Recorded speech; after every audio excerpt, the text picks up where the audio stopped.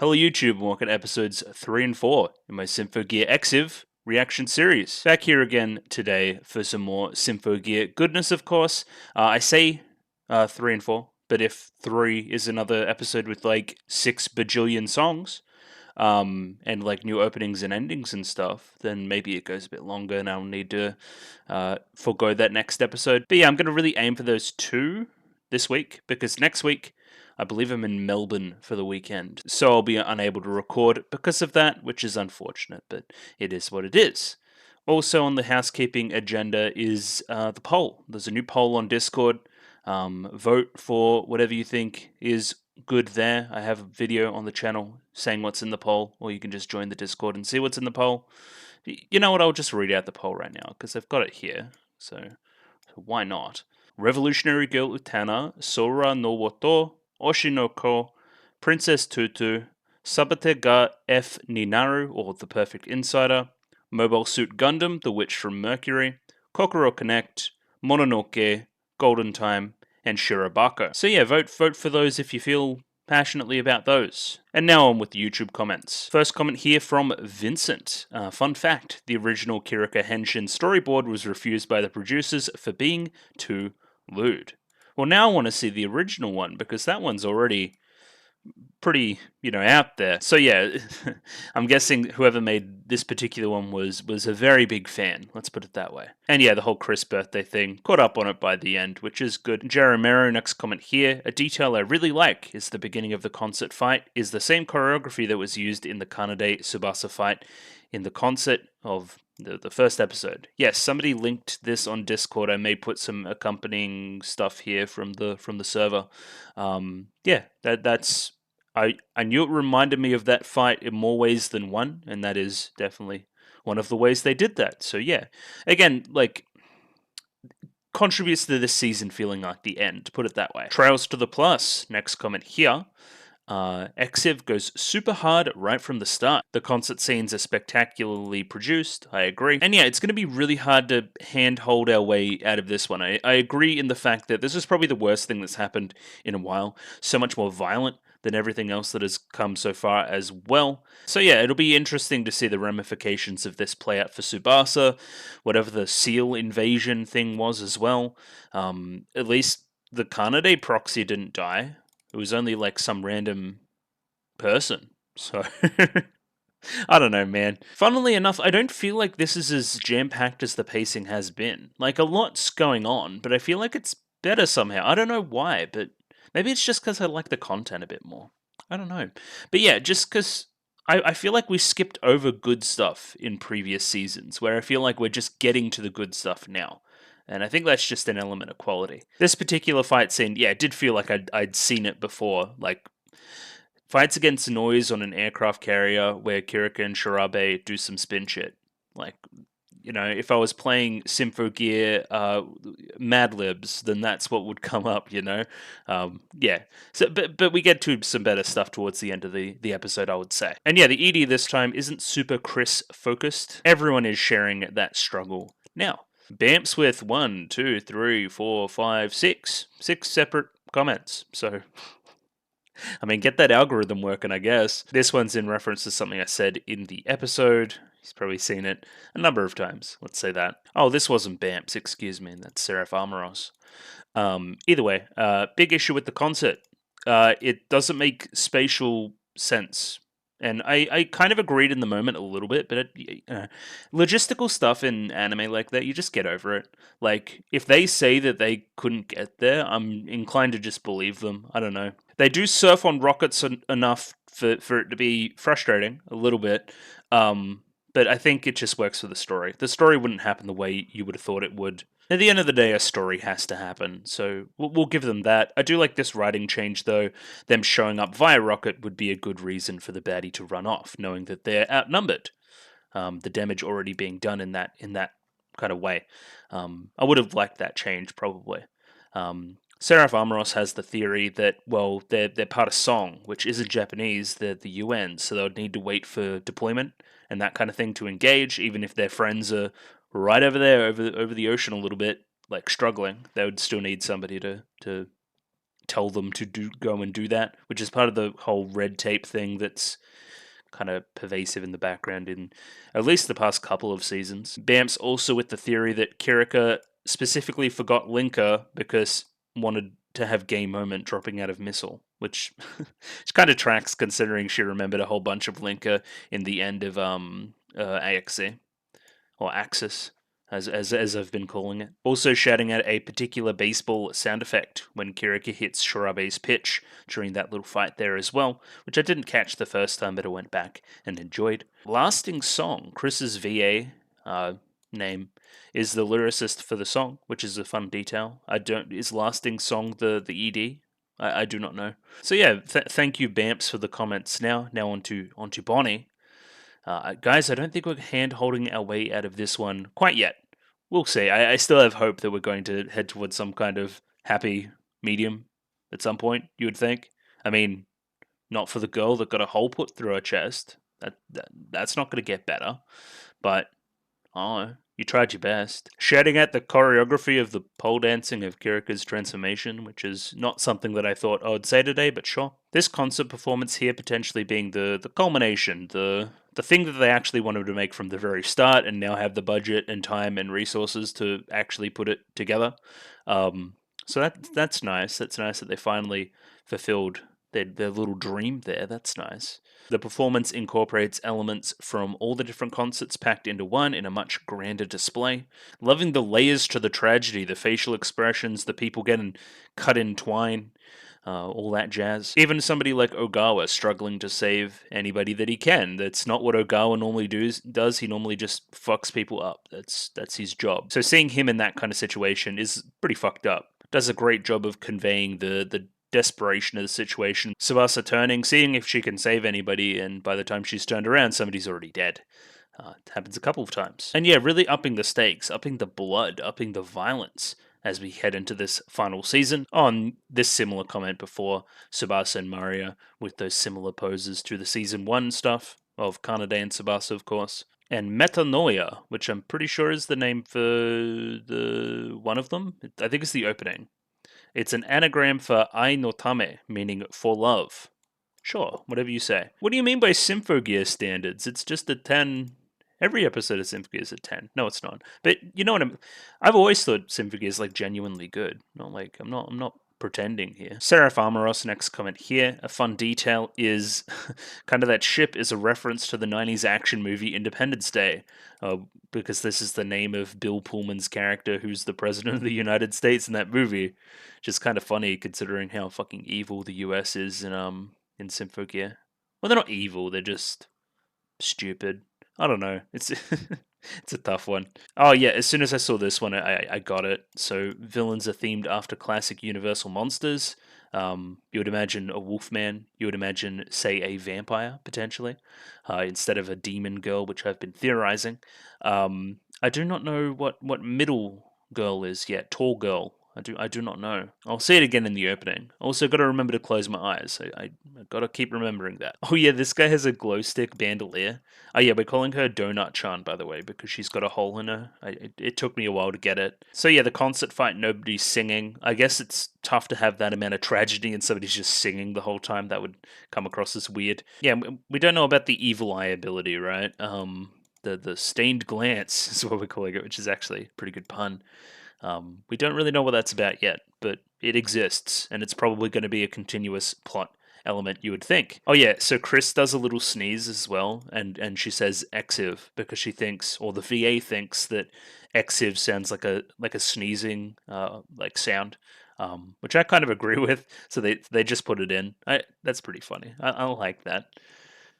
Exiv, yeah, I can see that. CKOD next comment here, talking to the nutty nature of the episode, with Shirabe getting a W, which is something that probably went underrated for me. She never gets a W. I think coming off of season 4 and all the Linker stuff and trying to be better that way, and then having them lose a fight would have been a mistake. So I like this decision for sure. Yeah, we'll talk about this a little bit before, but the Alkanoid section of the concert fight just feels wrong. So it's usual Symphogear standing stuff, Tsubasa chant, then an unnerving silence with a voiceless, down-tempo track, the girl's not even talking, the animator's popping off, again we see people like bleeding to death and cut in two, it's pretty crazy, and even Ogawa, like, trying not to die, putting in fruitless effort to help people that he can, but like, we never see Ogawa like this. It's definitely a change. And Marsh, next comment here.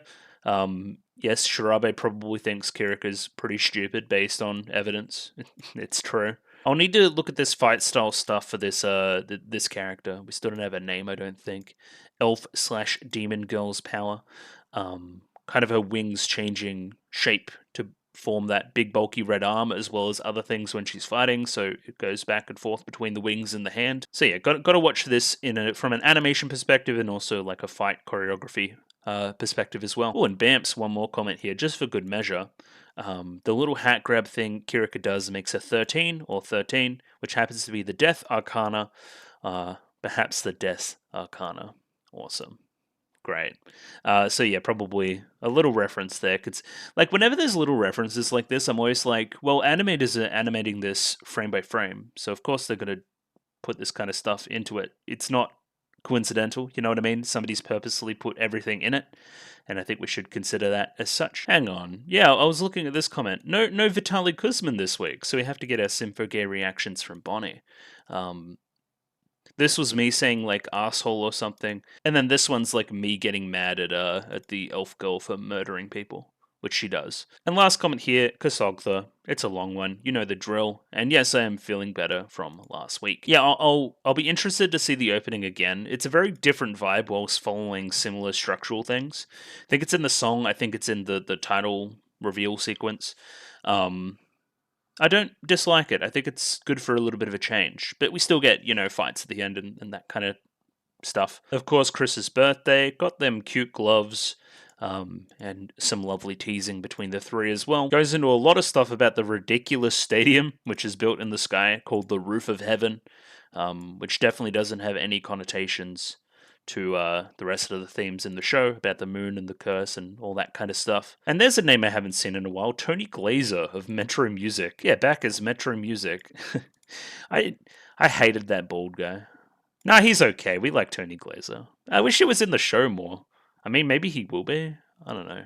I was always expecting him to be like a character, but he's very much not. Not at all. Well, this is a little cute detail as well. So, Angelic Remnant, which is the song that they sung this time, was originally meant to be sung at the Queens of Music event, which is the concert in G where Murray revealed the whole FIS thing. So this is kind of bringing that whole thing full circle a little bit as well. Finally seeing these two perform that. It would also make sense that they would know like choreography and stuff for that song because they would have learnt it at one point in time, right? And wouldn't have had to prepare something on very short notice, which was the plot last episode. So I buy that. Potentially Shirabe storyboarded Kirika's henshin. I like that. That's a good theory. Yeah, it's very well animated. I'm just I'm keen to see some more with different characters. Let's put it that way. Again, this Kirika purposefully forgetting her linker to have the super gay moment. I buy it for sure. Actually, yeah, probably an underrated fight when they go internal into the aircraft carrier. I think it gets a lot better in there. There's better camera stuff. I think Shirabe gets a good chance to pop off with the yo-yo stuff. It's pretty good. I like it a lot. I felt like, yeah, so both of Kirika and Shirabe's songs lift lines from previous entries. I feel like they have a lot of similar themes in all their songs, right? But in particular, I think Kirika's is just ridiculous, but that's just Kirika as well. Oh, okay, you're just gonna tell me names. Okay, sure. I mean, oh, so that's where this comment down here said that. Am I? Yeah, this one. I was like, who the fuck is Millark? Which confused me from Fusel. Sorry. So yeah, Elsa and Millark from southern France and Austria, respectively. Sure. And yeah, she Elsa in particular has vocal tics, which we've seen already, which is definitely a thing that Symphogear likes to do with its characters. Oh yeah, like why did you let the Illuminati escape? Yeah, they can literally teleport. Kamakura, you arsehole, you just don't know. And yeah, a bunch of stuff about the concert, which I think we've talked about in detail, just that sense of dread, how different it feels to other Symphogear fights, and goes into even some death counts from all the various fights, which I didn't know that information was on offer, but sure, with this one being the the worst by far. So that's pretty bad. Kind of similar to that Seraph Armoros reply with the UN not giving the go ahead for the girls to go in and help. I would have liked a scene saying that. That would have been nice. But anyway. Okay, yep. Confirmation that the ED is lasting song and just that post-credit scene, leading us into a little bit of a recap that I'll do now of kind of the god's body disintegrating, definitely getting fired from the lab, that guy, for sure. Okay, so what the hell happened last week? There was like concert. Concert's probably our biggest jumping off point for the rest of what we have going on. So Subasa's probably in a pretty bad way. Understandably, we're going to get Mario to probably help her through that a little bit.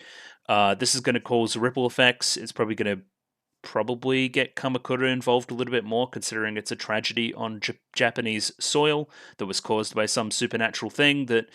Why'd you let them get away? Because now they've gone on and done this, he's going to have more and more power there, you would think. And then that may spiral off into some other things. That would make a lot of sense to me. We have the lady, she's looking at the old FIS base place for something. You would imagine they've taken the custodian there. They've got the bracer, which we're seemingly focusing on a lot. So that's an important piece of tech that we're going to use. In general, we're setting up something with Miku. That's pretty obvious. We'll probably get similar breakdowns. Breakdowns is the wrong word. Emotional moments for all the other characters, I think, in a similar way to which we're following structure. Like there's going to be more seal invasions and that kind of thing. So yeah, I don't know. We're going to see. I don't hope I'm not forgetting anything. I don't think I am. Anyway, chill stuff. If you like the video, consider liking the video. If you like the video and you want to see more, consider subscribing to the channel. Comment below anything you thought about the episode, anything I can do to improve my presentation, comment below. I'm doing follow for follow on Twitter, so follow me on Twitter if you would like me to follow you back, and the Discord. Join Discord, love Discord, Discord. And yeah, jumping into episode 3 of Symphogear Exiv right now. Rightio, got episode 3 up here ready to go. Let me pop that up on screen there. 23 minutes and 40 seconds on this one, so sync up accordingly. As always, using the Quartz subs and picture in the description below. Just going to give it a 3, 2, 1. Rightio? 3, 2, 1, go. That's that bracer thing. Still with this like cartoony art style too. Okay, evil man.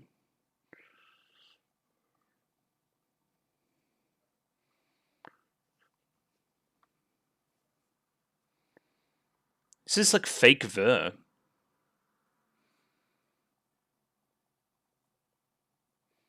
Okay. Whatever you say. Alright, and then the opening again. I got some updated stuff about when I should close my eyes, but like I don't even at this point. I'm just gonna keep doing it when I know I should. Oh yeah, this song's a banger, now I remember. Oh, with the rainbows on the wings too.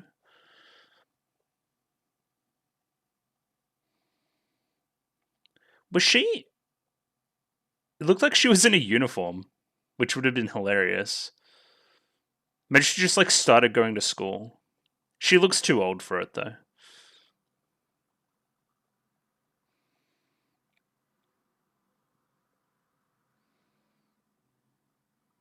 Definitely recording. It's always good when you're recording.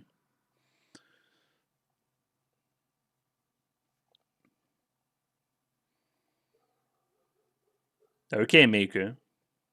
Yeah, I'm gonna try to figure out who this middle person is. Yeah, got no... Like metal? Looked like metal. I mean, you're shooting like bullets out of your hands, so that would track. But I don't know the universal monsters like that. Alright, now. Alright, I bet something cool's happening. I'm gonna say that. Bet it's awesome. I don't know what it is, but I bet it's cool. And then the scorpion. Gotcha.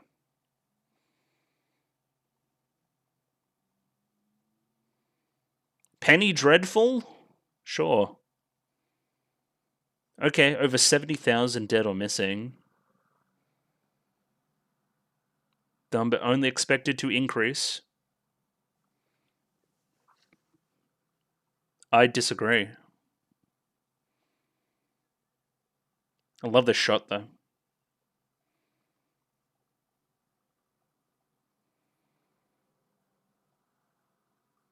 No, as they shouldn't. What do you mean by that? Yeah. Wow. They both have feelings they can't get across to each other through words. They can't communicate. What did you mean by that? All right.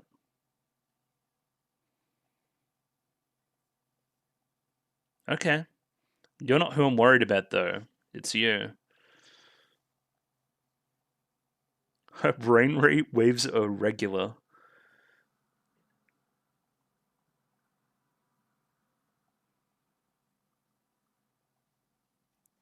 What do we... This dialogue this episode's interesting. Yeah, I remember. Then straight through the heart. A real heart-stopping kill there.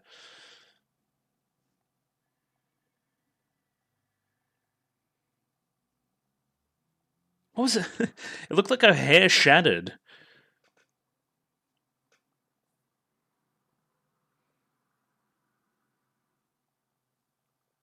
A powerful organization?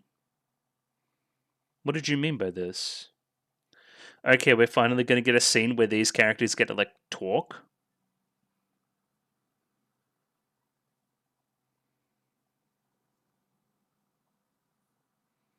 But they have the backing of some kind of organization.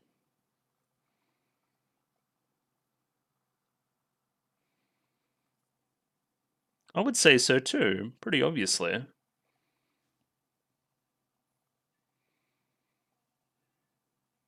Who the hell are these guys?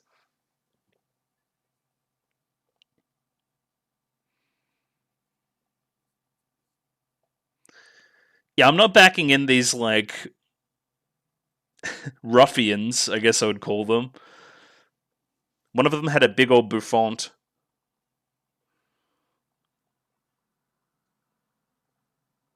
Why are they. Why? Why are they on segways? Oh, great. Yeah, just cheesy as. Did they die? Why?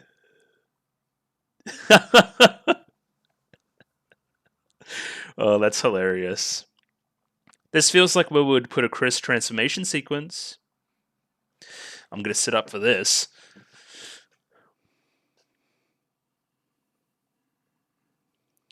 Classic biker gang. But they were like, they saw them making some kind of suspicious deal.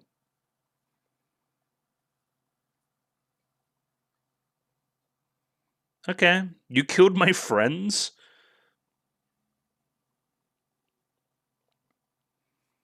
Here comes an angel. Or a couple. Okay, yep, classic. So we only get those ones for the season 1 characters. What kind of shot was that? Hello?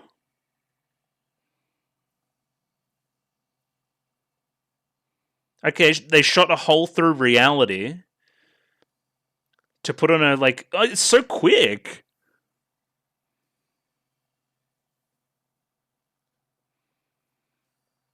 Yep, okay.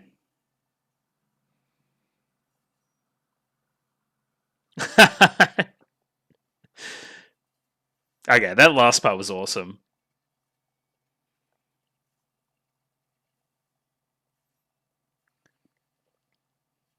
She doesn't normally rock the pistols. I mean, sometimes.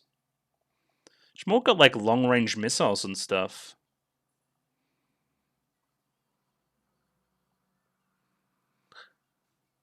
Okay, that's sick. I do like how all the other characters, like, fight with swords and stuff, and, like, she's just like gun, just gonna shoot you in the head.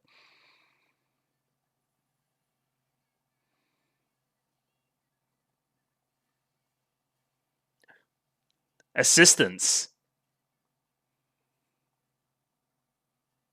That's just two queens. I don't know what to tell you. Yeah, I mean, this is combined with like the logo of the season. Yeah, run away. Okay, so yeah, that was like that's her wings, right?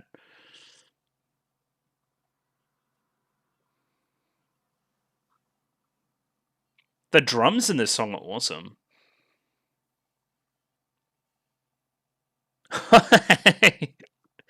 True battle of strength. Yeah, exactly.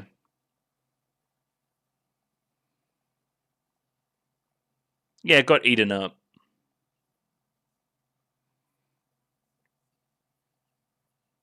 No, I'm better. Yeah. No. Really? She could just do it? Yeah, she could just do it. Okay.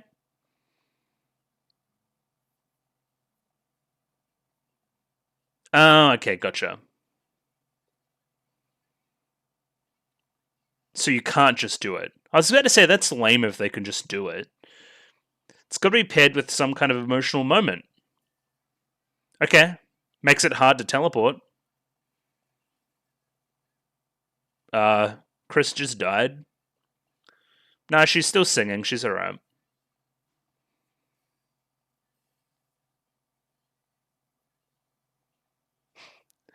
I like the way she says fire. She's riding away on a suitcase. Yep.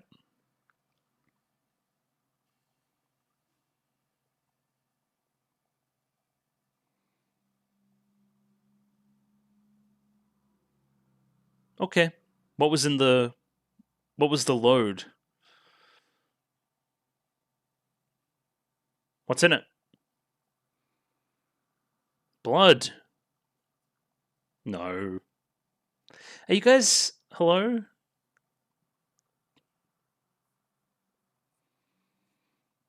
Well, a vampire would want blood.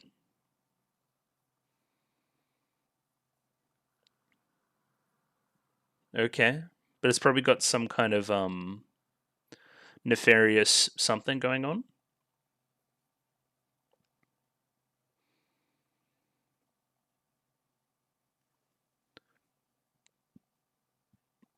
Yeah, I want to know who those men are.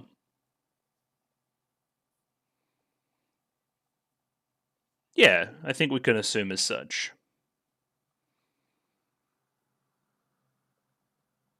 Oh, I mean, I would have said the same thing, yes.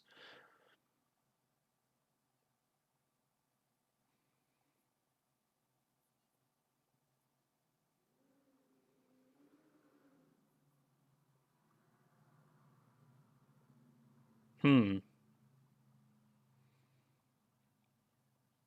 Yeah. Yeah. You'd imagine lady. Yeah. I'm gonna go get that bracer. I know I'm being watched by a camera.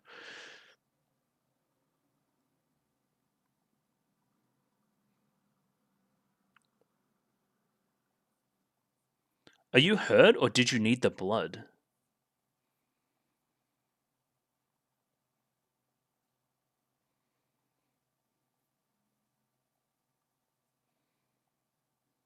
Yeah, they need the blood. Okay.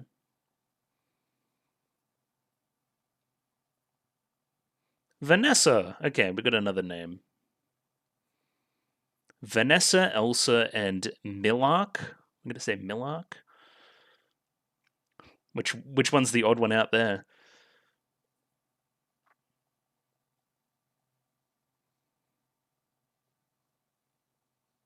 Sure, Los Alamos.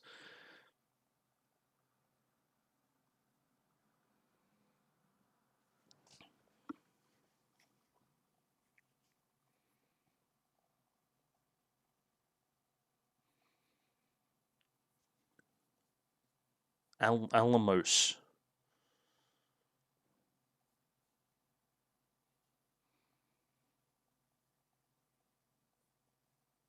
The Echelon Project.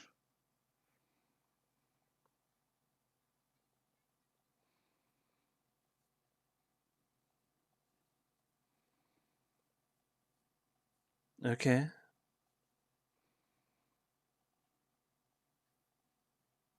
Yeah. That thing seems very important. Shemha. Yes. Yes.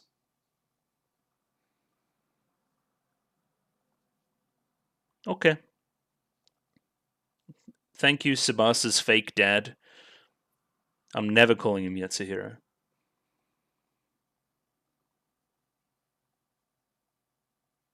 Is that Tsubasa back?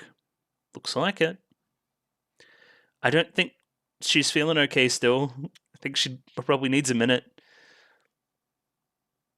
Thoughts, Kiriko? Yeah. She's definitely not. Oh. Why why telling why tell the story like this? Oh. Was he just in the call the entire time? Can you fuck off? Get her out of the room.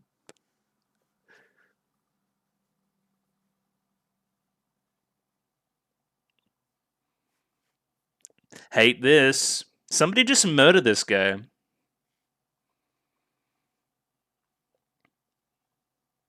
Boo. Boo. Okay, how on the nose do you want to be, though? No, they very much can.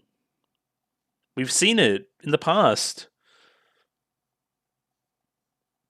Remember when everyone was singing and they gave you the energy to do X Drive like 3 times? That was like a metaphor for the exact opposite of what he's saying. Well, that's a great shot, though. Yeah, but like, I thought we're past the whole sword thing. I mean, you're a sword that does both. Also, Kirika? I guess she's just trying to keep her mind off it.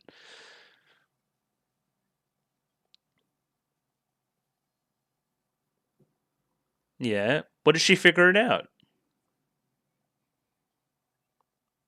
Okay, like a blood bank?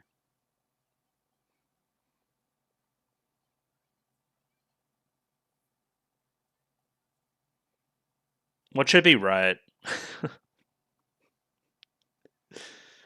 Okay, that's great. Okay, there's a vampire on the loose.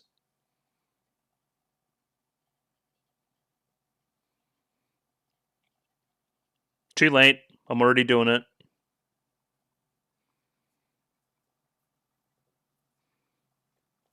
Alright, you would imagine that they would lose this fight, though. Or maybe you get, like, hurt and he'd be saved. Because they said that they shouldn't fight at this level of blood or whatever. Yeah. Noise. It's noise time. Oh! Get 2 in 1 episode. Hello there, Shirabe.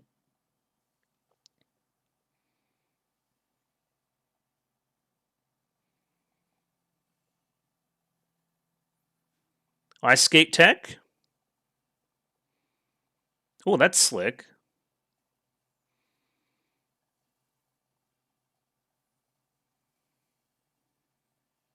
I, I just like to imagine these things playing out in real time. Like, what is Millark seeing right now?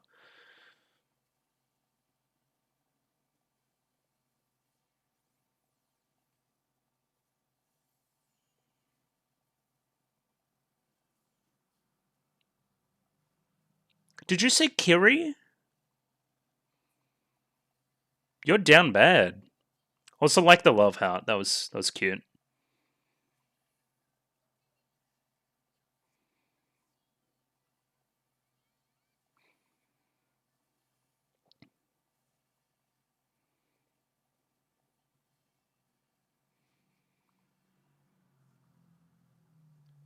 Spinny skirt.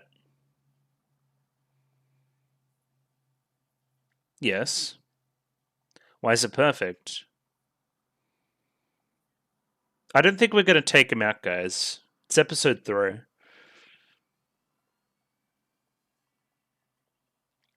Get him with the Tinkerbell tornado.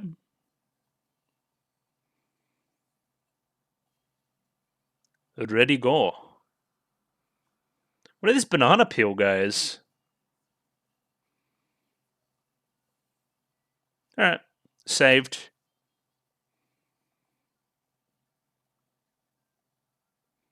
What was that pose?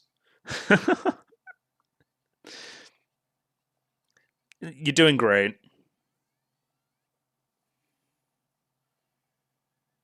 But that was a pretty good distraction for Thingo to... Nope.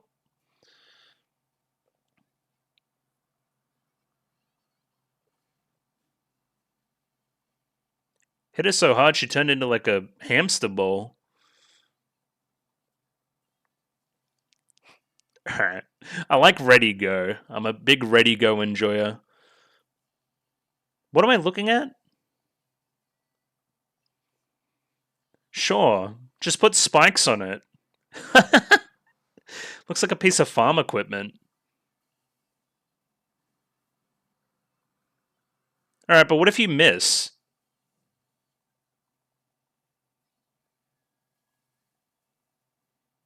It'd be funny if that just like cut her in twine. It'd be, and that's just like the end of her character. Alright, you coming back from that or not really? No, dropped on neck. Gotcha. She'll be right. She's still up. Barely. Is she gonna ult?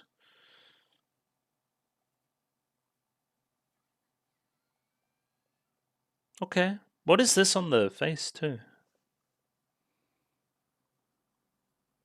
Bing bong. She's here.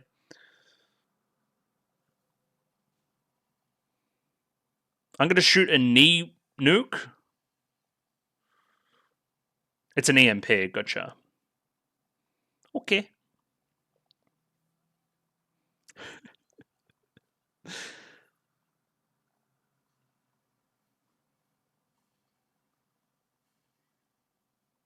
Alright.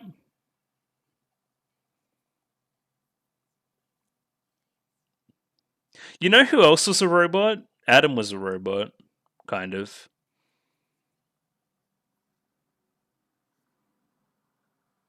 Hello, Vanessa.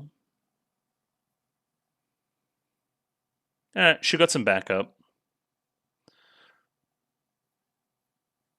Oh, so we already won. Okay, whatever you say. No, we're getting out of here because I'm about to die. Her skirt is short.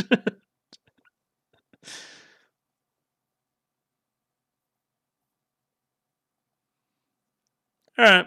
Classic retreat. Noble Redo. Okay. No, don't be silly. This normally happens. You should be used to it.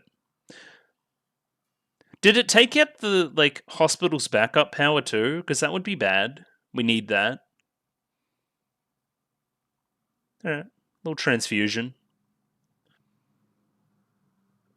Oh, I've got last names there too.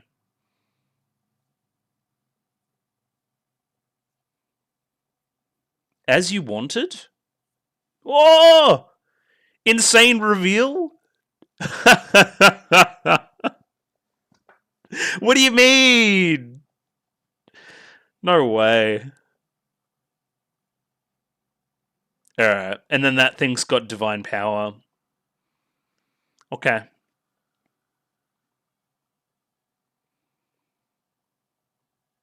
Not the Shemha.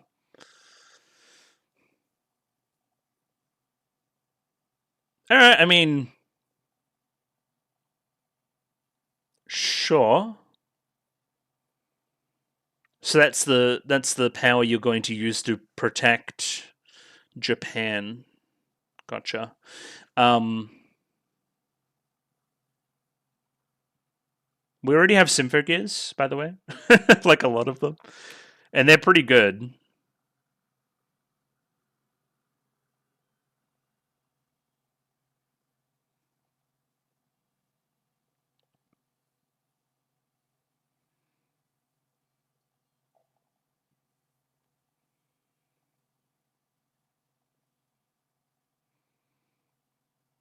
Got a lasting song.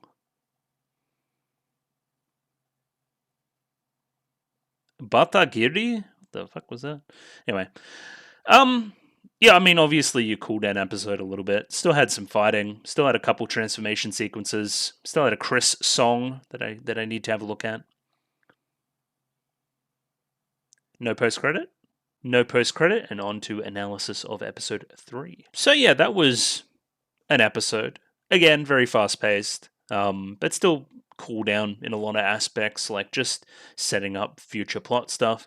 Kind of buoyed by that last reveal. It was kind of a bit of a not a nothing episode before that, but just that episode that lacked a moment, I think, until the very end there, that reveal. So yeah, Kamakura, he's looking for divine power to supposedly help protect Japan as a sentinel, but I think he's got some other plans with that, or maybe he doesn't realize he has some other plans with it, and then blah blah blah blah. So I mean, this is a pretty obvious connection. Divine power. We've linked the divine power to the thing that happened to Hibiki at the end of Axis, and we've also linked in that Miku can do similar stuff, be that vessel for that divine power in that similar way, because of the Shen Jing thinger beam. So I would imagine you would link these two storylines together, right? And then that would link in a lot of stuff. It would link in the Tsubasa Kamakura Fudo stuff, as well as the Hibiki general. Like, I think what that scene earlier was implying that she wasn't being true to herself as much as she potentially has been. She's being a little bit naive potentially, and not looking deeper. Just still, I'm waiting for. Okay, I see what everybody else is doing pretty much in the plot. I'm waiting to see what Chris is doing. She's just kind of here, and that's fine. Chris has been the focus for a lot of the rest of the show, but I don't know. Because we've built a plot that, for right now, where I think it's going, incorporates all the characters in a pretty logical way. Because Tsubasa's involvement ropes in Maria, and then we've got a lot of fights with Kirika and Chirabe so far. I guess similar role to them, Chris had a fight, so something like that. Maybe she's just feeling better. We can take that. She doesn't need to suffer all the time. So we've got names for all our 3 major villains as well. Again, villains, they still care for each other like a lot. They're a family, Vin Diesel style. And what are they? Elsa, Vanessa, and Millark. I mean, pick the odd one out there. I forget if there's Universal movie monsters. I forget if there's like an automaton or like a metal man or something. I do not know. But seemingly that's what we're doing. Some kind of full-on cyborg person potentially, or even just a robot. The inference I made was that Adam was a robot too, kind of like made in the image of whatever they wanted humans to be. Remember, it was like the perfection or whatever. So potentially there's a connection there, or potentially maybe not. Maybe that's a completely different robot. And they need blood. They need blood of this specific blood type to stay healthy and alive. And seemingly the person who's doing the blood deal is also Kamakura as well. Maybe. Like organizing that so that they can get the thingo, the bracer, which is on screen. Shemha, got to get that in the head. Shemha. There's also a number of other terms that I wanted to just make sure they're in the noggin, that kind of thing that I'll go through in the episode. But yeah, mostly pretty good episode.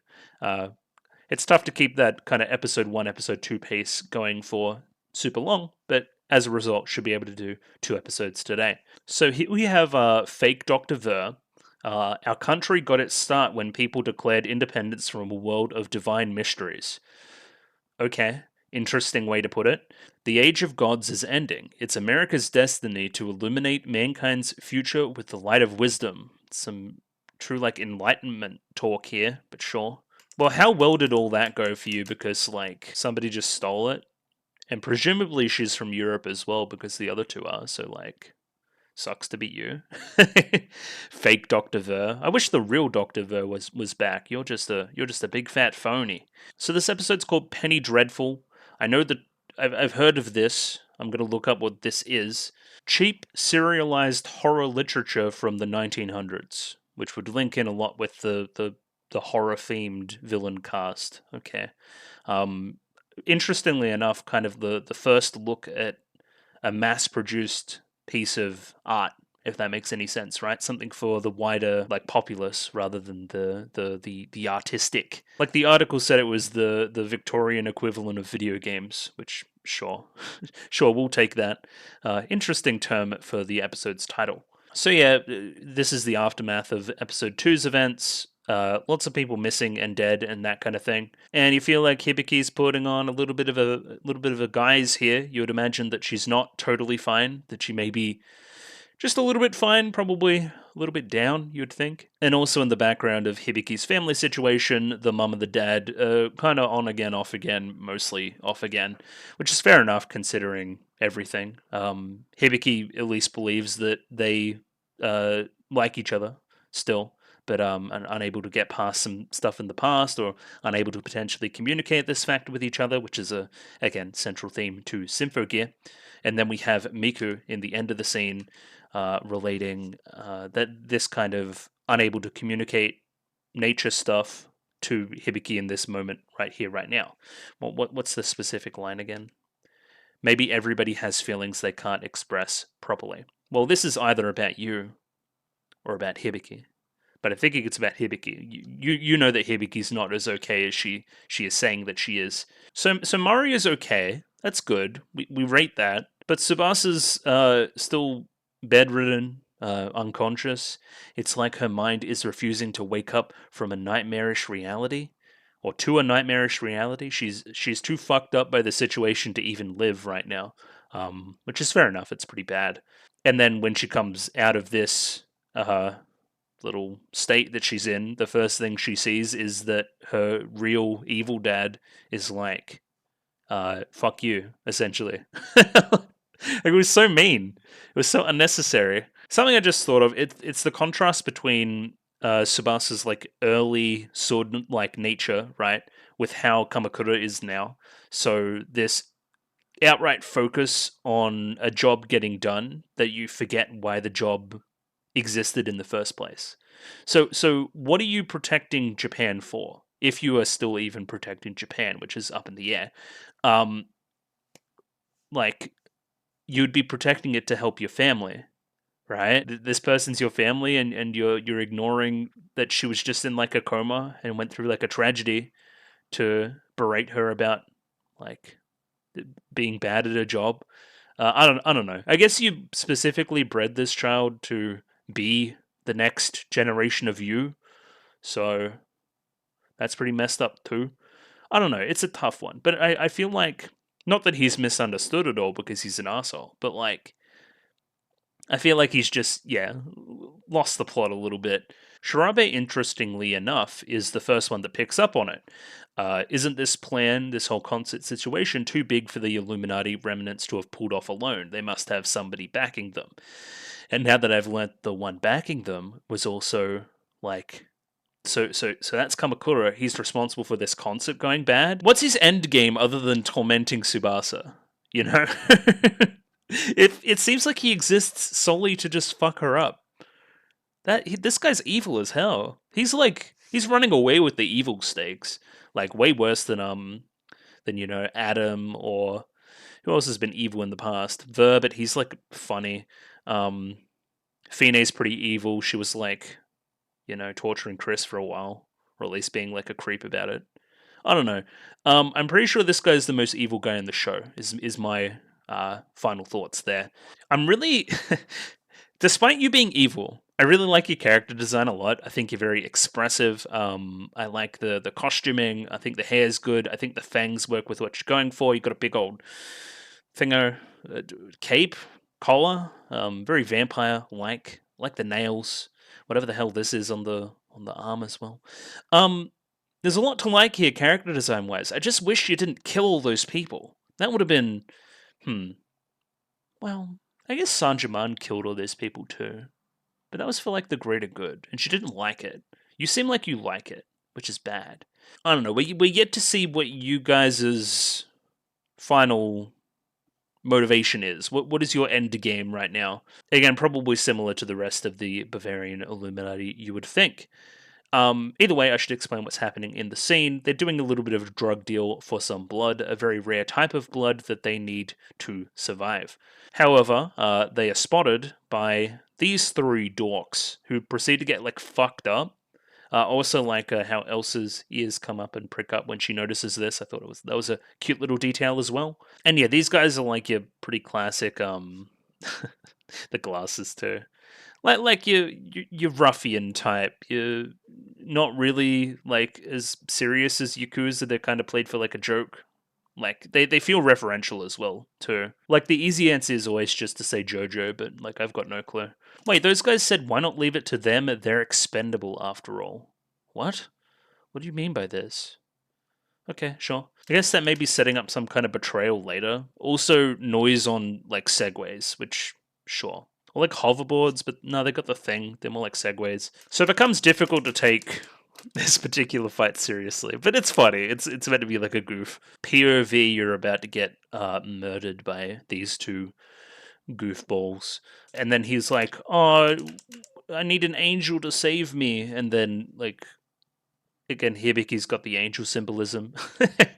It's pretty on the nose, but again, Symphogear stuff. Then right into Chris' transformation sequence, again, borrowing this stuff from Season 1. I guess you would say this one's characterized by very fast shots tracking the body. In almost a disorientating sense. I think it recovers a lot towards the end when she's doing the stuff with the bullets. I think that's a bit better. But this stuff here is just a little bit, like, all over the place. Like, some more of this stuff, like... It's just hard to see what's even occurring. Yeah, like, this stuff's way better, I think. Love the sound effect on all the bullets clanking in as well. Kisses the gun, and then a pose towards the end like that. Like, bah! You know? Sick. And new Chris song to boot. I think I'll check if the Kiriko one later on is the same song. I've got a feeling it is, but I always forget those kind of things. The smell of gunpowder and smoke tickles the nose. The clatter of empty cartridges rings in the ears. In particular, I think this song is got a great chorus. I like the kind of refrain there. It's something about firing or something. It's got these kind of the thrumming drums, which I really enjoyed. Just high octane, high energy. You feel like shooting people to this song. It feels very crisp. Anyone who's fallen for my red heels and wants a bullet in the brain, raise your hand. That won't be me. I don't really want a bullet in the brain, but thank you. Even if I shed blood, even if I'm hurt, over time, with the support of my friends, pain will fade and the scabs will heal, as Hibiki with the assist there, right on those, my like, friends will help me line, a friend helps. Like, it's, it's good stuff. Good timing with the actual fight. The fight itself, Chris just, like, point blank shooting a bunch of noise, like capping a bunch of noise. Like, we like that. We support that. Then this guy, angels, is this hell or heaven? And he's like not even focusing. There's a noise behind him about to like murk him. He just doesn't give a shit. Just live your life at 120%. If you do, a better past and future will always be within your grasp. Okay, lessons learnt from Chris potentially. This is where we see, this is where so there's no wings here because the wings are on the feet. Don't waste time with dorks, is that what that said? Don't waste time with doubts, that's a bit better. Don't waste time with doubts, no need for introductions. I'm the girl whose whole body is a weapon, now eat lead. Okay. And then we have like a true like battle of strength between Hibiki and Milak. Specifically, they've got the intel that they no longer have the Ignite module, they don't have that extra step to go up in power. Hibiki's still plenty strong enough though. This is where we see this. So she tries to do the same like seal thing that she did before. And it doesn't really work, it only works for like a momentary stun.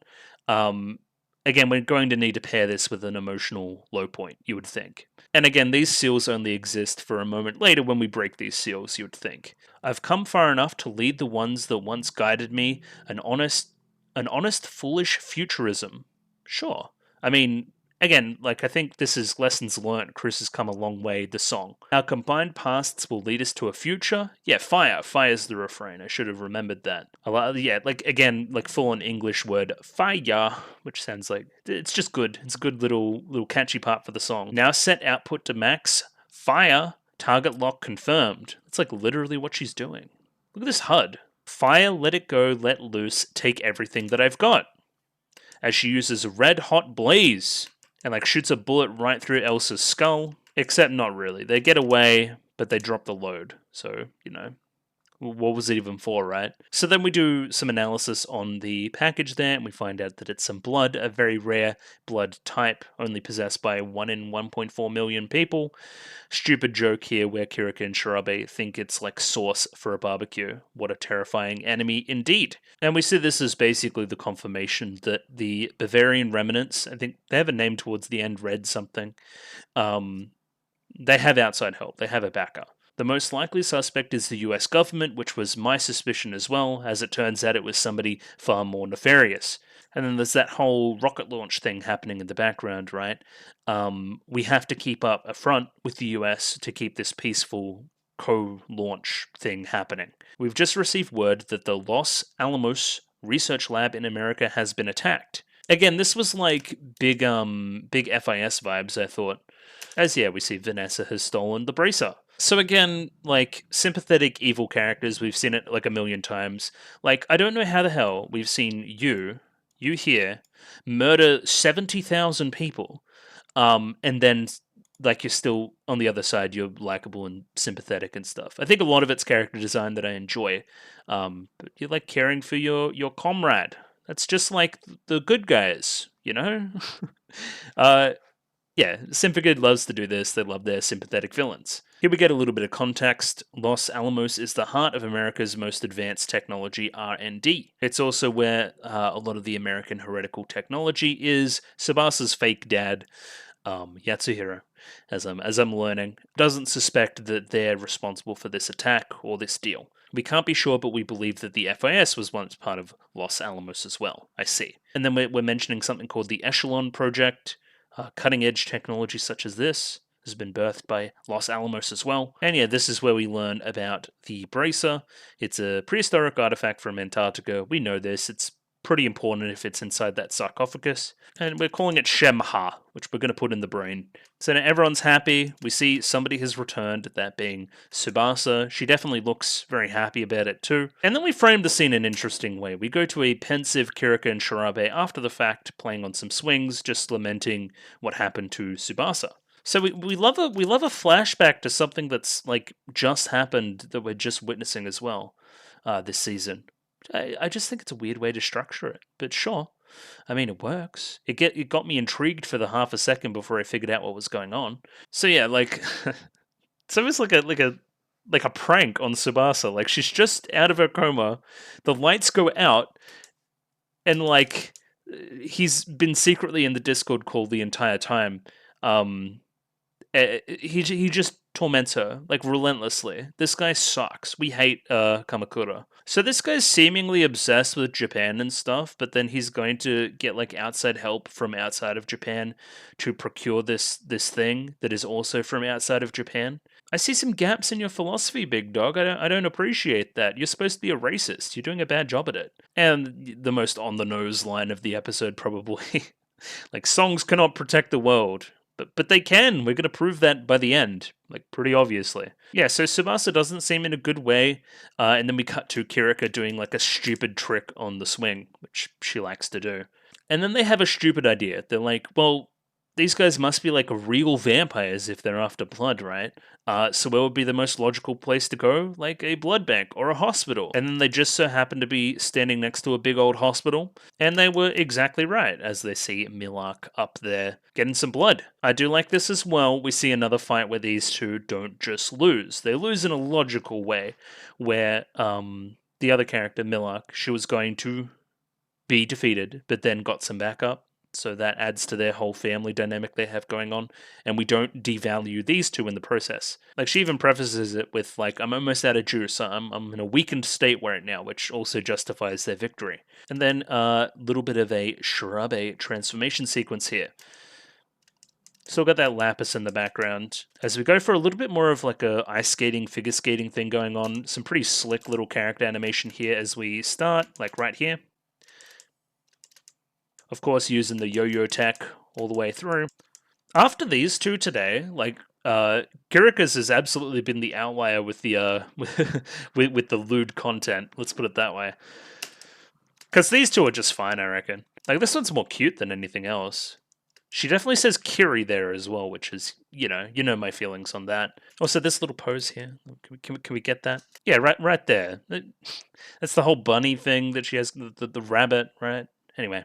And then I meant to check if this song is the same song as the last one. I think it very much is, so we'll skip the lyrics on this one and just explain the fight. Maybe focus on the choreography a little bit more. Again, nice movement through the battlefield always, doing that spin stuff, using that skirt as a little bit of a blade there, a little bit of a saw blade. Yeah, they're both just spinning all over the place. Again, very mobile characters, always doing Beyblade type stuff. And these guys here are the main enemy, these two banana motherfuckers, like they're the ones that we defeat and like feel victorious.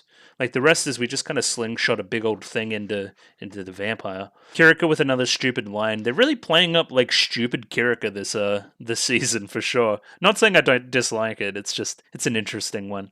So yeah, we kick her. She turns into a big old hamster ball, flies up into the sky. We're going to bring together the Blades of Zababa to do that like one-hit kill move. Remember that from all the way in G? Oh yeah, Ready Go as well. We like Ready Go. Ready Go is a nice little thing to start the chorus again. Like I'm a bit immature, but I'm never running away. When we trust each other, our pasts become stars. Okay, so together we're incomplete apart, but when we're together, it's good. Okay, I understand lyrical sentiment. Either way, this thing turns into like a big old piece of farm equipment, and we just shoot it into the sky, and it tracks her pretty good. So let's watch that play out now. Like, see an initial miss here, before it turns like around midair, and moves in for the kill. There you go. Boom! And like, she should have died, but she didn't. So yeah, now we have an impassioned speech from the person that committed like mass murder mere episode ago. Talk about how much she loves her crew. She's going to protect her family. Yeah, there she is. Interestingly enough, Shirabe pipes up there like family. Like, I didn't understand that a person that was initially seen as villainous could actually have something like good to them as well. It's not like we've seen this a number of times as well as in your own lives. Like, we should just start assuming all villains are sympathetic at this point. Either way, so she calls out, and then we've got the weird telepathy thing going on with you, the Bing Bong tech, and you two come in for the assist. We start off with a massive EMP, shot out of her kneecap, if I'm correct. Then two big old fists flying from nowhere as well. Yeah, she's like Astro Boy type vibe, right? And yeah, we're all here. I rode in on my suitcase as well.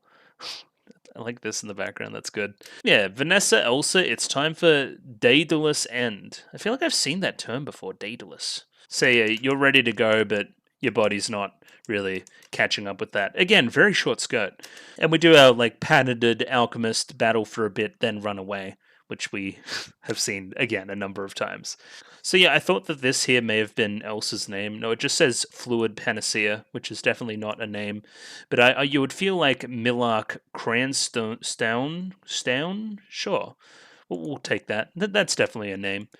But either way, the most important part here is that I've got Bracer, it got Divine Power. Who am I talking to? Kamakura. Oh no, Betrayal? This guy evil? This guy, like, not being like a bad racist? Like, what are we doing? Like, and yeah, this is like the moment of the episode that really like makes it. It's the one that you'll remember from the episode. It's the reveal that this guy is actually behind whatever nefarious plans have been going on with this trio as of before. So, what was the point of the concert? Is the concert to do something overall regarding stability, like a domestic terrorist thing, and then that's going to fling you into power? Something? I don't know. Is it just to torment Tsubasa? Is that part of it? What is the SEAL invasion then? What part of it is that? Did these three have their own plan as well as them just being mercs for hire to get you your little bracer? Or are you pulling the strings behind all of it? I do not know. I do not know. I think the best way to figure it out is to watch another episode. But yeah, it was good old Symphogear. We definitely got the plot started. We're definitely doing a lot more of that stuff. We're out of the cutesy slice of lifey stuff at the start of the season, which is a shame. But we got a plot to drive into. Damn it! So yeah, onwards with episode 4. Radio got episode 4 up here ready to go. Let me pop that up on screen there. 23 minutes, 40 seconds. Court subs, picture in picture in the description. Just gonna give it a 3, 2, 1. Radio, 3, 2, 1, go. Okay, we're back at the Los Alamos.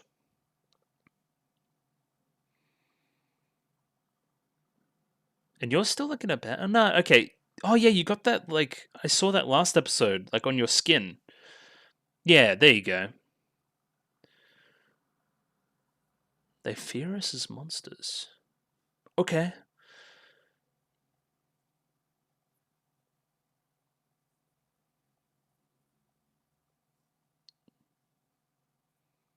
Okay. What about Bracer?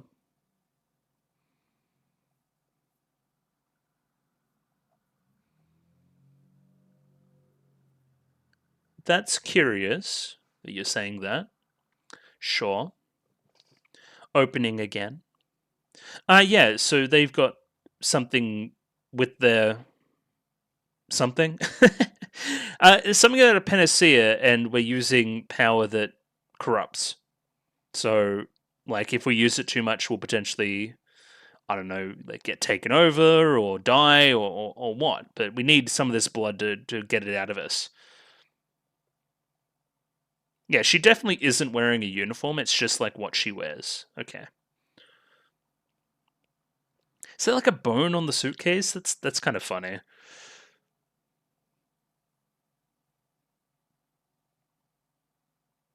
How is Serena coming into this? Why do I see a Serena there? I guess we should look for plot stuff like what are you and your parents like? You guys see mom. You questioned the family thing before. Shirabe did, and then of course Hibiki's is obvious with the Miku.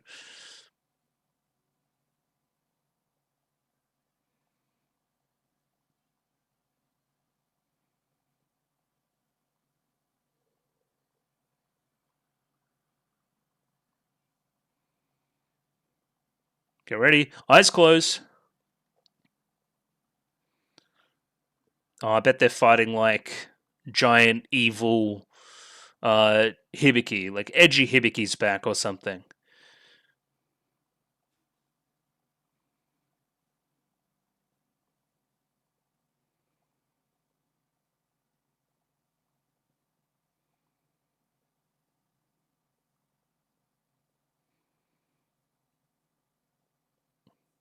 Hmm.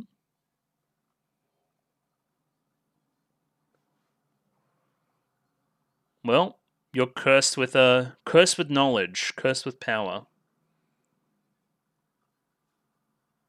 Hang out. I don't think Tsubasa would be down for some karaoke at the moment. A shopping like experience again would be fun. Noble Red, that was the name. Noble Red, Noble Red, Noble Red.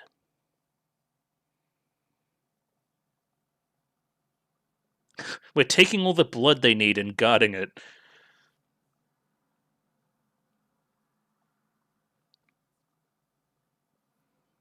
You reckon? I mean, they were powerful.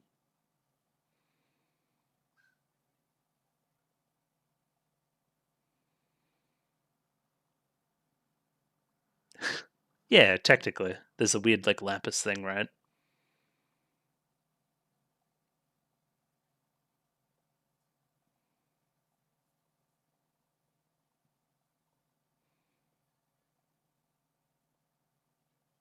I don't have time. I need to be a weapon. Something like that, right? Oh, no.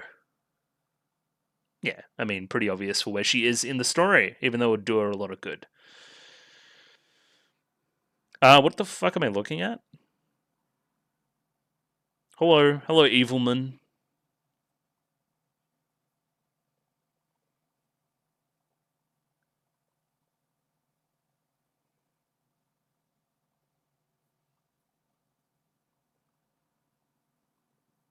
What's the other way?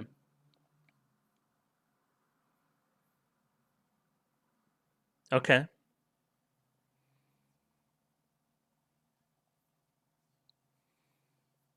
Yeah, I feel like we knew parts of this.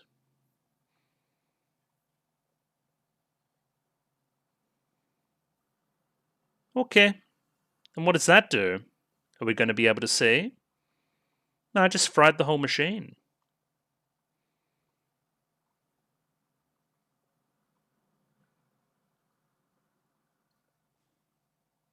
Bad touch?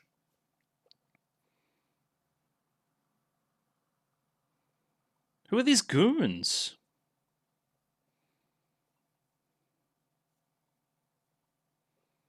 What do you mean? They were just like drug dealers.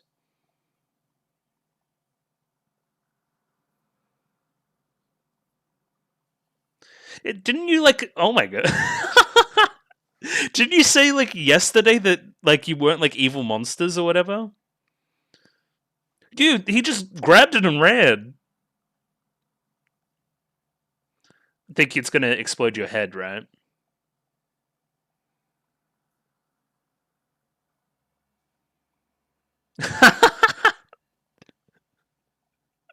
Yes, yes, it will, and exploit everything else around it. If only there was some kind of vessel for divine power.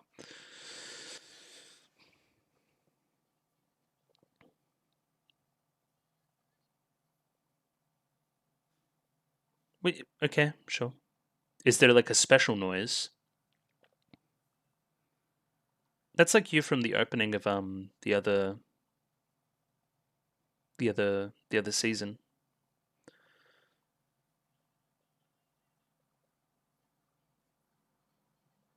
Does Elfride ever sleep?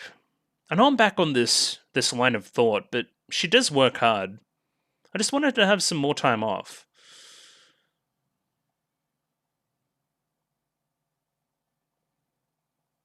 Isn't this place in the US? Am I stupid? No, okay, this is a different place. Gotcha. Unless they just teleported across the world. I don't think they did. Hello, Mario transformation sequence. Oh, that's some season 1 tech. Is okay. Agathalam? Yo. It's like the ribbon, you know, where they did the gymnastics. Well, look at her armor, it's cool. Sure.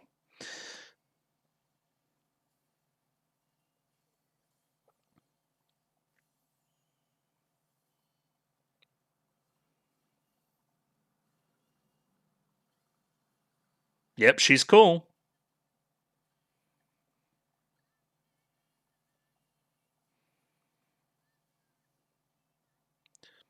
Yeah, I always thought that this was Los Alamos. It mustn't be.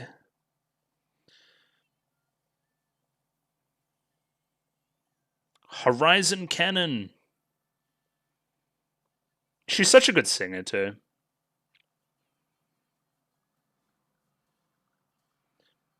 Hibiki's just broken. Yeah, don't feel too bad. She's the most powerful thing in the show. Oh, you're trying to talk it out?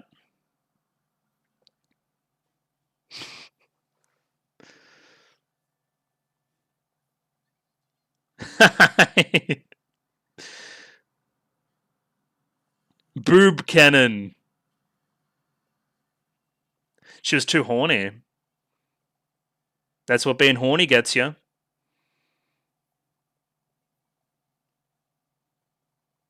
Oh, well, that resonates with me. I just said that before.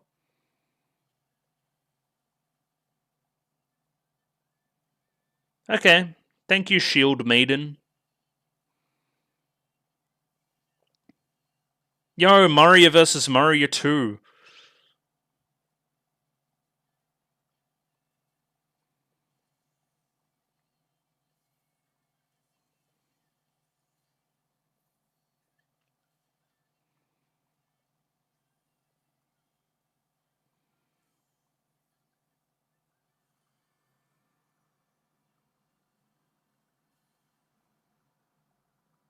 Okay. Hit it with a big old something. Divine something.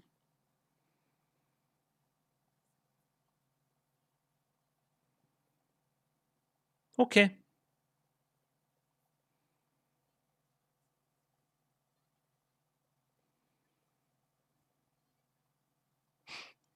He tried to do this every season. Oh yeah, this is this whole monster idea coming into it, right? Alright. Poochie went back to his home planet. Or died on the way back to his home planet. However the Simpsons joke goes.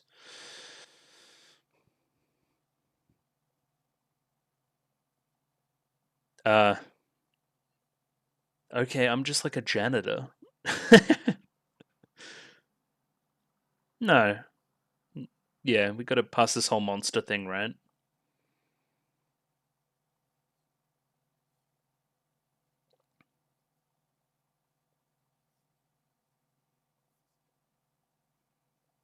Alright. She was in like the hyperbolic time chamber.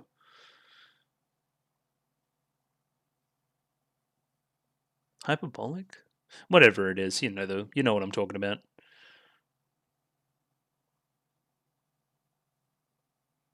Alright, now we're living in this van.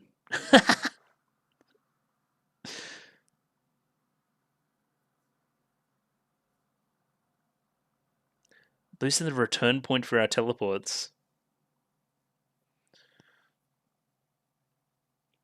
Yeah, it's a pretty bad spot.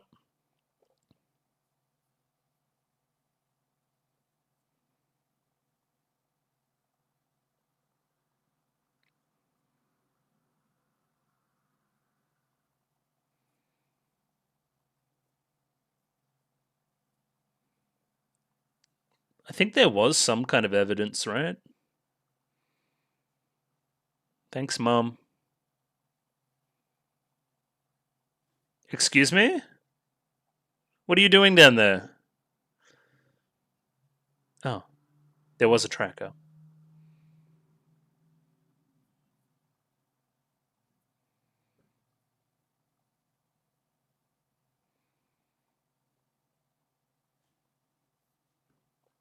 Yeah, it's like an alchemy one.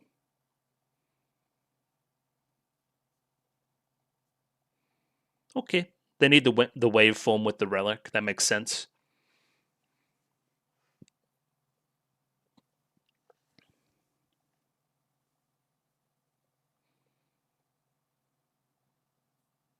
Oh yeah.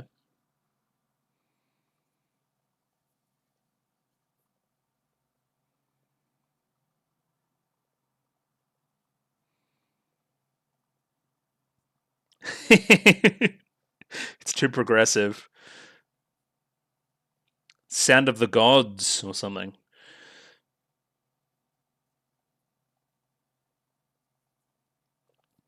That's just my mixtape.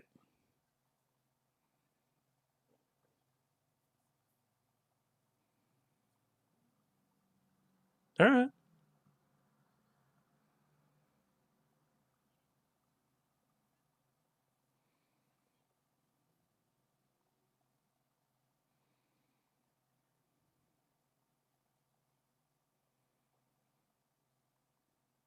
I mean, they found it already, so they're probably on the move. No, they're here. I wouldn't just, like, go. I reckon they have something planned here. I wouldn't send Tsubasa in as well. That's a terrible idea. She's obviously, like, give her, like, a week off work. Get that Hibiki one again. I was wondering when we'd start to get repeats. I mean, hers is, like, really good. They just budget out of control.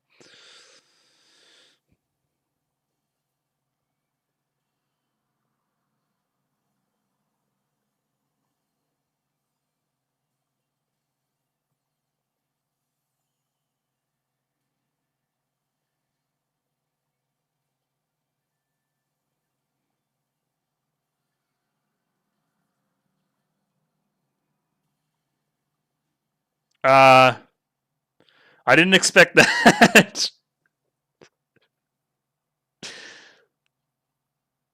All right, we planted a bomb. Perfect. That's great. Well, we'll get him the same way. We'll just explode the shit out of him. Works for me. Oh, I'm sore in the back. Might be all this sitting in this chair.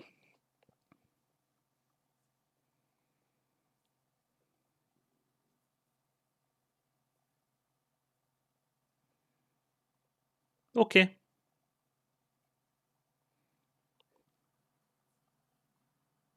We'll just stay in the air then.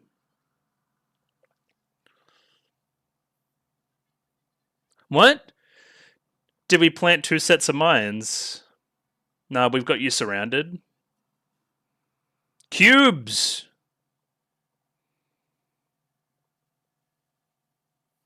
Okay, they're getting trapped in. I don't think you can just, like, blow them up. Yeah. We're gonna keep you in some kind of prison.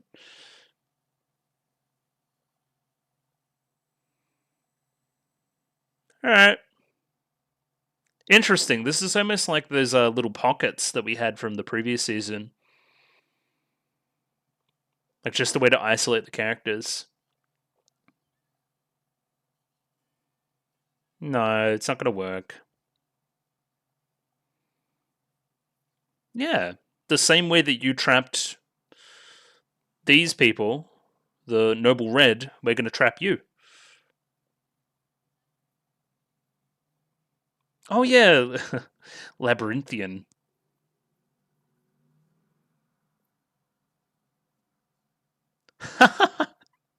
Yeah, yeah. Okay, this is making a lot of sense. It's not making any sense, but it's kind of making sense, but kind of not. Okay, what else you got? Uh, the Great Beyond. Okay, at least we met back up. Okay, so they altered.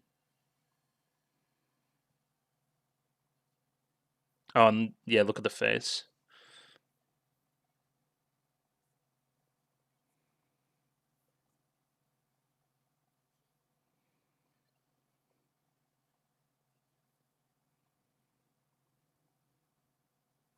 It seems to be. It did a lot. Not Elf 9. All right, I'm in the red dimension.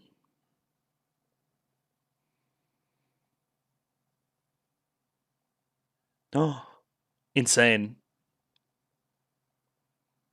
I lost to myself.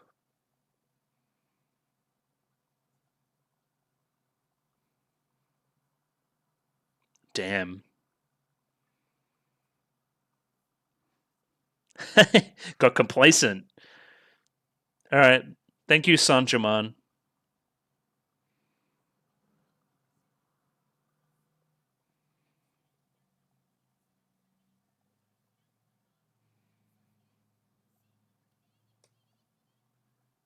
Okay.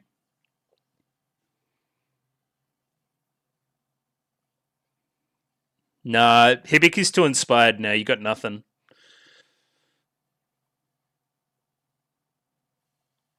What? That's off a nuke.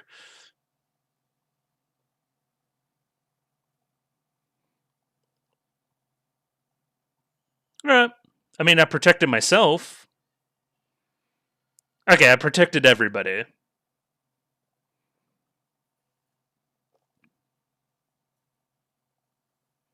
Oh, what are these costumes, too? Oh, yeah, that would have been the power they used to stop the nuke from before. It makes perfect sense. Plus new song? Gold? Oh, she's gone gold already?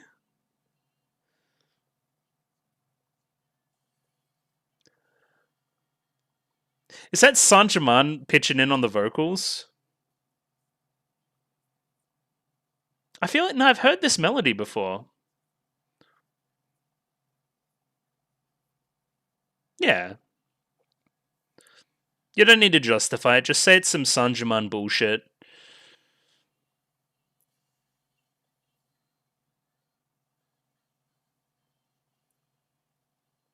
No, yeah, no, this is a song I've heard before. Then what was the song earlier?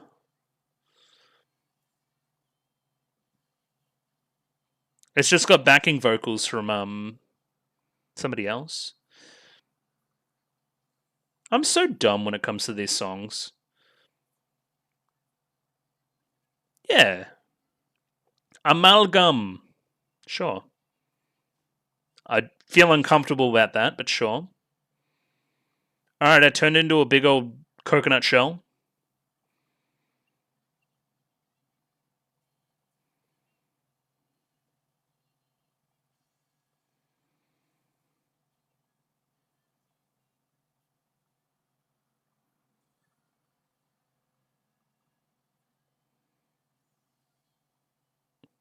I like the fists on the shoulders. It's like, again, somebody's helping her.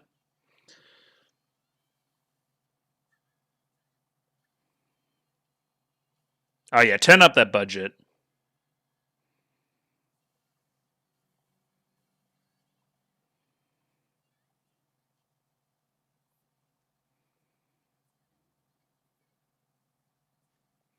Okay. Yeah, always return to our human bodies.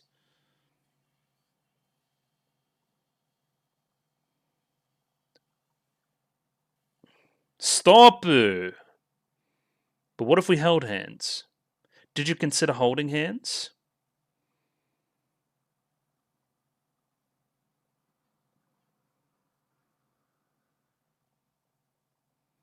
So I could beat your ass, but what if friends? What has happened? What?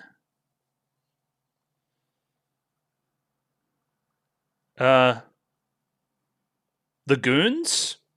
Who is this Colonel Sanders guy in the back? Okay, there's some kind of coup happening. Okay. Again, ending on these cliffhangers, huh? Yeah, I mean, okay. So we got like Sanjaman backing Hibiki, using that kind of lapis ability of the gears.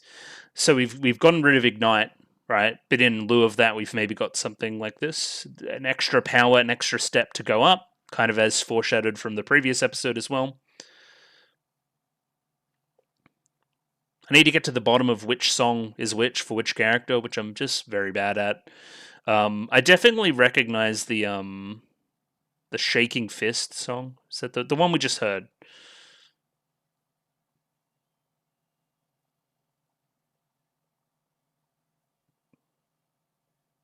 It's got the Even So tech. Maybe it's from the previous season.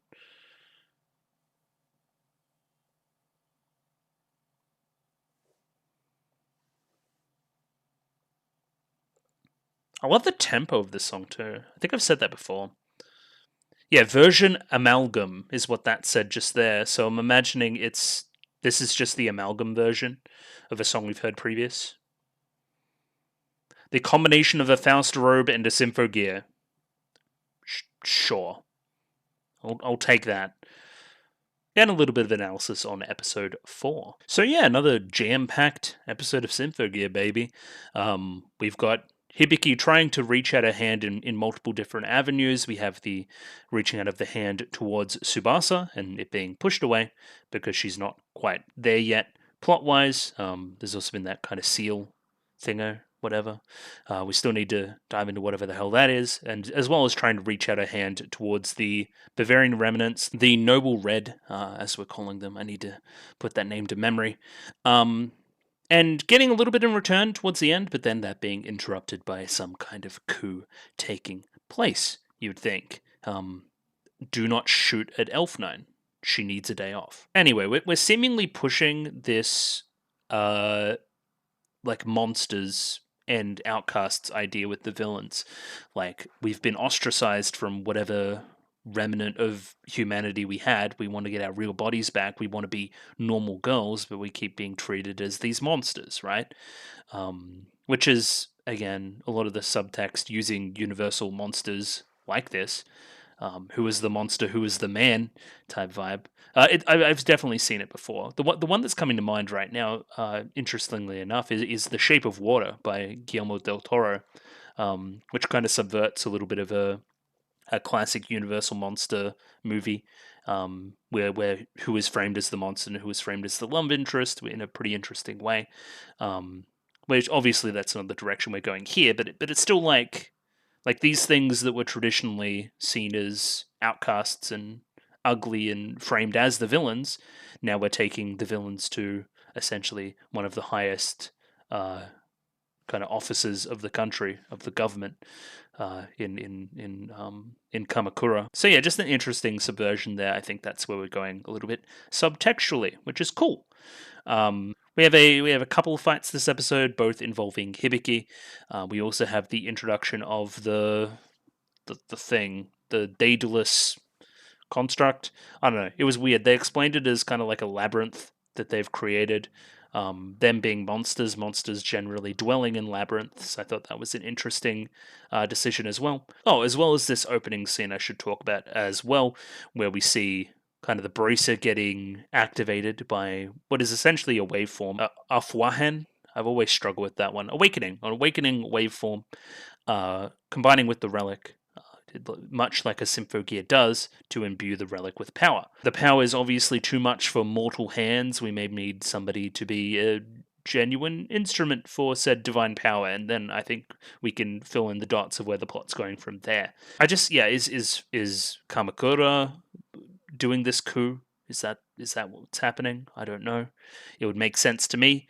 I don't know who else would be doing it. There was some Colonel Sanders looking guy in the background there when I kind of zoomed in.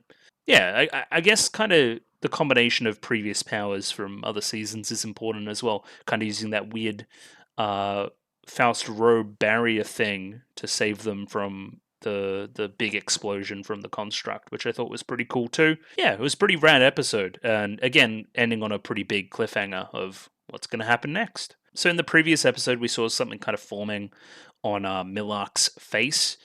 Looks like scratches. We see it towards the end as well, like some kind of darkness creeping in. Using our powers causes impurities to build up in the panacea fluid in our blood. They fear us as monsters, but this is the best we can do. I mean, why am I feeling bad for you? You're like literally a mass murderer. But like I've said that before. It's weird. The users and the used. An intimate relationship, but I wonder how long it can continue. This is very intriguing lines from you as well. The users and the used. And another theme we're linking, obviously. So the point of this scene is Hibiki lamenting the fact that she needs to go out and save the world once again and can't just be normal with Miku for a little bit. Wants to invite Tsubasa back to a little slice of normalcy as well, much like how she did in the first season, again bringing that full circle. But she can't. Much like how our villain team can't begin to become normal girls again, right? Live a normal life, live a life of, simple bliss, you can't either. You're both bound by some kind of conflict, and it's frustrating. It's frustrating that we must continue to do this when what we both want is very achievable. You know what I mean? It's pretty classic Symphogear stuff, and I think a nice little parallel between our heroes and villains this arc, or this season.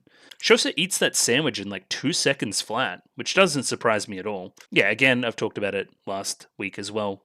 Like very cartoony, massive, like focus on expression rather than fluidity, which I like in the animation a lot. So yeah, let's invite Tsubasa out to do some karaoke. Like this was destined to fail. She's just not there at the moment mentally. Oh, this is foreshadowing for the end of the episode too. So we're talking about Noble Red, who are the new little team there, and they're like, why can't we just beat them? We already beat the more powerful version of them last season. Why can't we do it? Well, last season you had the backing of a whole bunch of other stuff as well. So did you beat them, or did you just kind of join them? I guess you did beat them individually. It was still like a 2v1 type situation in each of them, right? Like it was weird pairings from memory.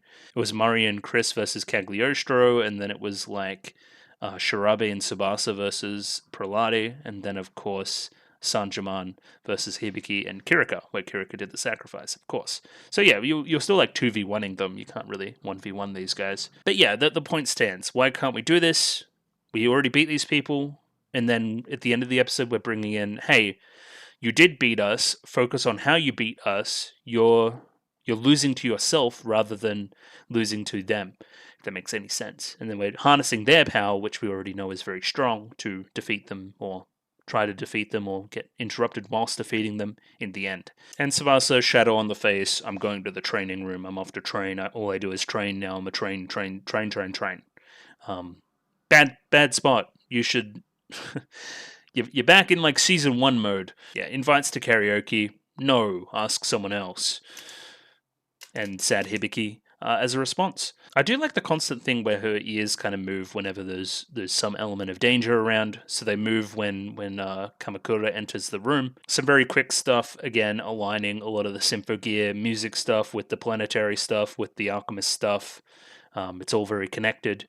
Justifying why the power used here via this thing is similar to the waveform that would have been used to activate relics by the Symphogears. Yeah, they're both technological systems that strive to find truth within the harmony of the universe. And yeah, we kind of like bust the machine, but I think it worked. It imbued the bracer with some kind of power, and upon touching it and wearing it, unless you're worthy, you explode. Yeah, then he does the bad touch, which I don't like. Like, I don't even like you. You're like a mass murderer, but you're like very likable in comparison to you. You know what I mean? But he also has like meme strength, so we'll need to watch for that. He's physically strong already without anything else. And we've got a job for the Noble Red crew. We've got to murder these people that were too shit at their jobs that they couldn't accomplish a simple task. Kind of like that drug deal, remember? Again, bringing back that similar idea from that episode 3. So when they do the drug deal, it's like, come on, we just look like monsters. We're not real monsters. I'm not going to ask you to forgive me and then go straight for the murder, which she likes to do. Yeah, you monsters, you damn monsters. Like, again, ostracizing, separation.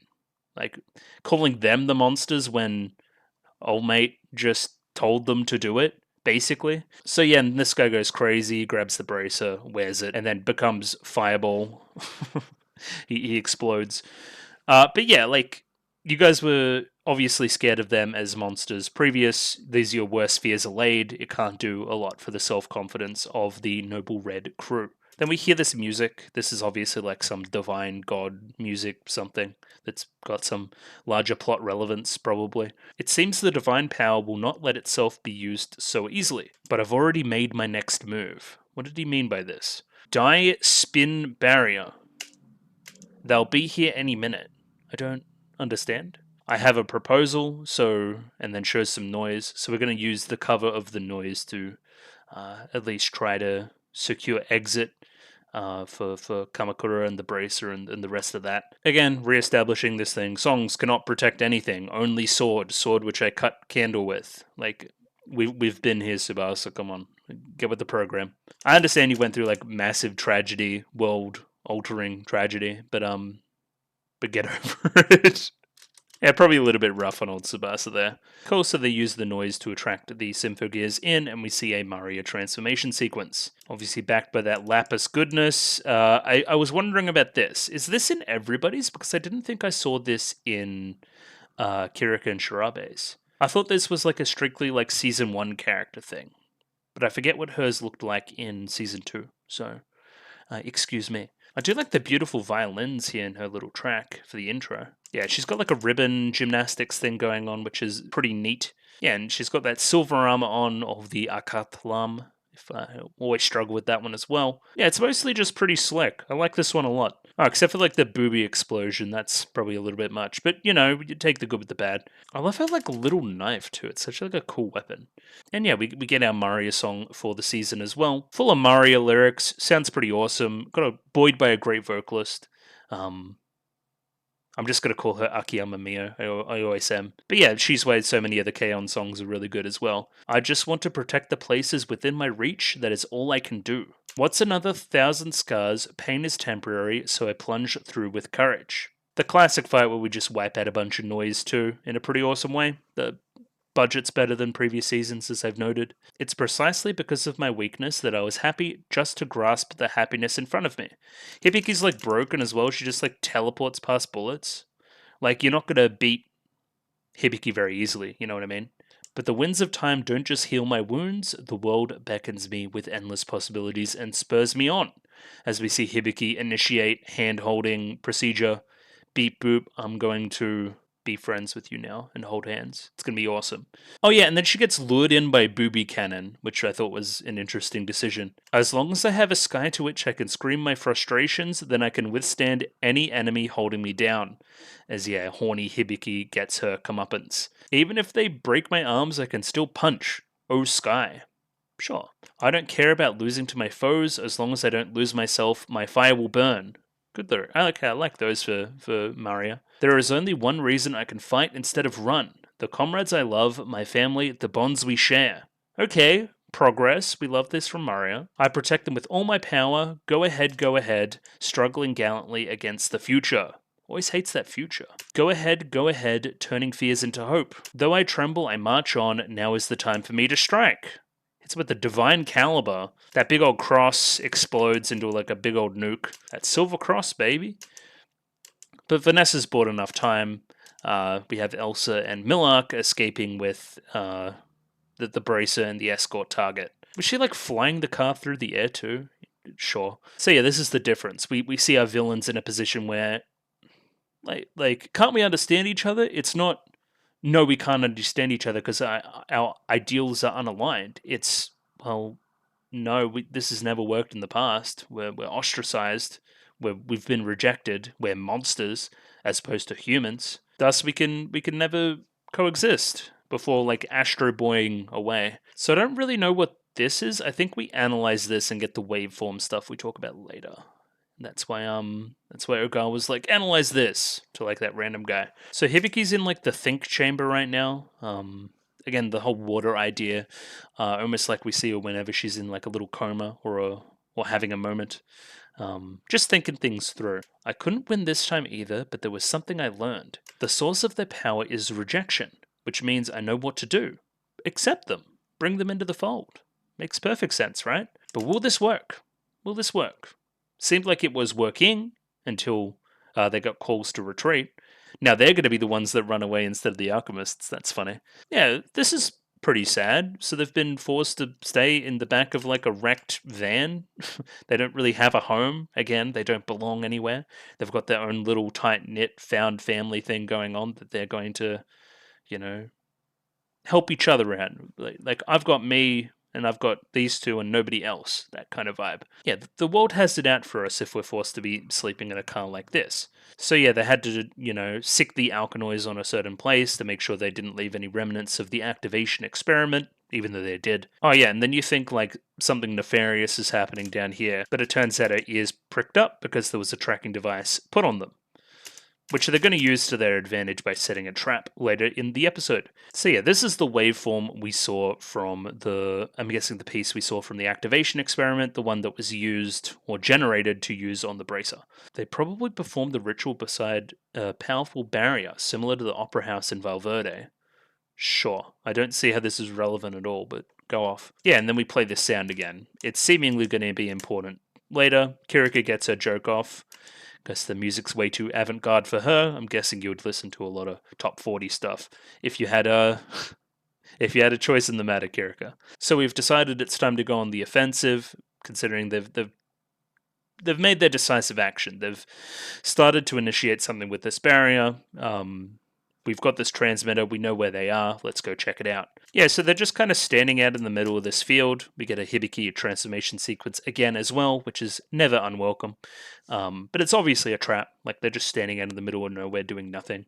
So this song that's playing now is the lead-in for her song this season, and then maybe they play their song or her song from last season. I'll need to check that. Yeah, once you've made it through the darkness, all fall onto the ground, big explosion. It's just a hilarious bait and switch. I think it's really good. It's a great moment of the episode. Nandato, says Genjiro as well.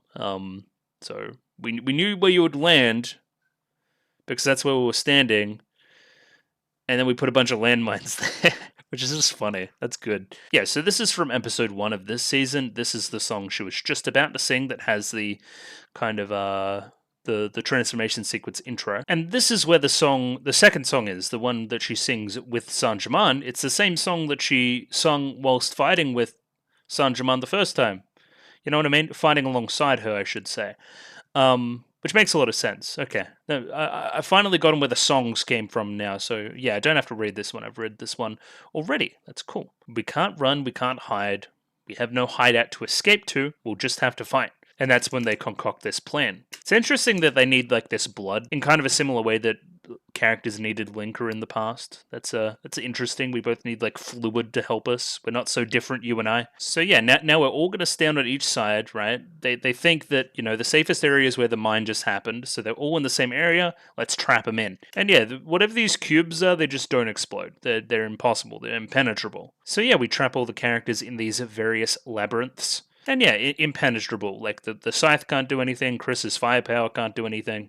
I present to you the master artisan Daedalus Magnum Opus, or Daedaluses, the labyrinth where a monster lurks. Again, linking in this monster idea. The accumulated public awareness of millennia of myths, legends, and countless literary works is strong enough to alter reality itself, and let it be so.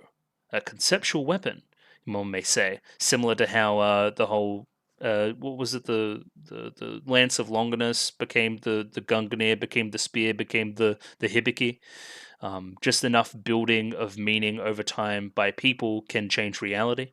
An idea we've explored before. So we three so-called monsters have created a conceptual labyrinth over 380,000 kilometers long, but they all like find each other eventually anyway, so I thought it was going to be like a lost in the labyrinth thing. So yeah, now they're pulling them all together to do this giant attack. I guess that makes sense. Daedalus Endor. And yeah, everybody gets exploded. We see this little stuff on the cheeks, the little bit of corruption coming through. So yeah, they're going for the final kill, where Hibiki has this little revelation as she goes into like the Lapis realm. Why can't I win? These gears hold the hopes of Sanjaman and the others. Sanjaman herself makes an appearance, and a little bit of a pep talk. What did you lose to, Hibiki? Right? Think about it. I lost to myself. I forgot to keep struggling until I won. Okay, got a little bit complacent. So this is where Sanjaman gives a helping hand, like just that little final push to get her right back on track. Clench your fists to keep your feelings true, but also then she's like, I got to keep my fist open to hold the hand. By opening my fist, I can hold hands. By closing it, I can hold tight onto what I believe in. True. We learnt this last season between you two, I remember. So then, yeah, they shoot the super nuke, and it's interesting enough that it looks like a super nuke, because we use the same thing we used to stop the nuke before to protect Hibiki and the rest of the girls. This kind of Faust-Robian energy gold barrier stuff, as she screams even so, which is a pretty good moment. Yeah, look at everyone's got a little bit of gold all over them. They look pretty sick. Yeah, so what Hibiki has here is essentially like her gold form from the end of Axis, but kind of in combination with a Sanjaman assisting, helping to create giant fists sprouting from her back, almost like she has somebody behind her assisting in the fight. Which I think is pretty good design. It just looks fucking sick too. Like, I wouldn't want to fight her.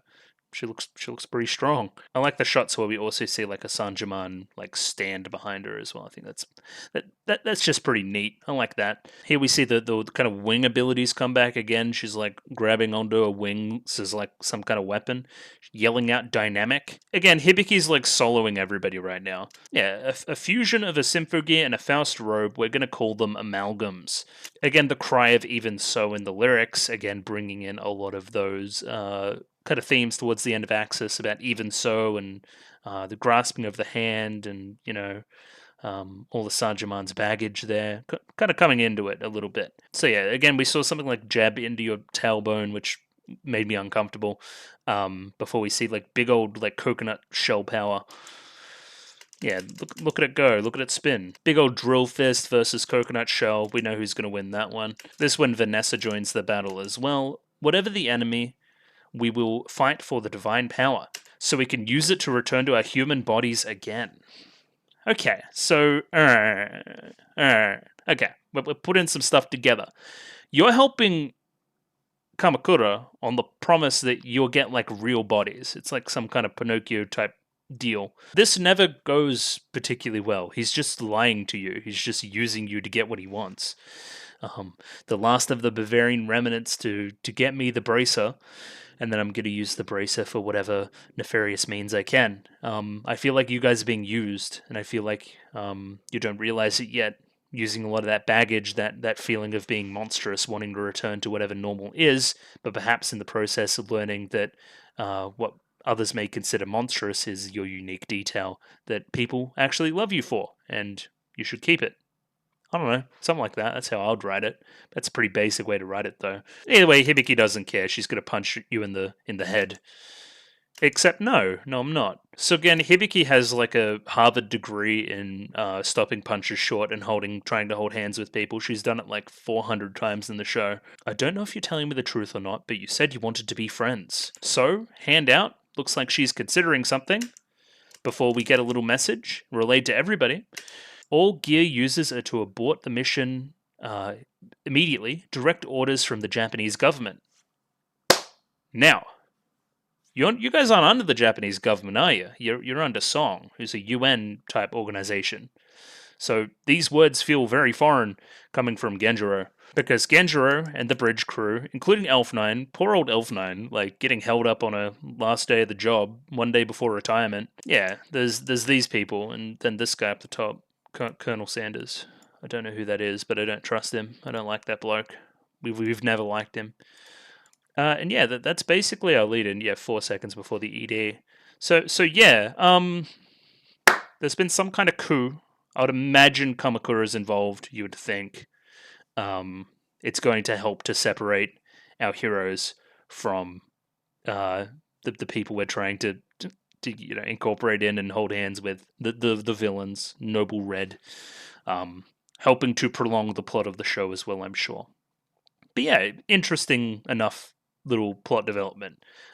Reading a lot of the stuff about the Noble Red trio, they're very sympathetic. I think their motivations are extremely sympathetic, which is weird coming off mass murder genocide episode. Well, not really genocide. It was just mass murder. Can't pin him for too much.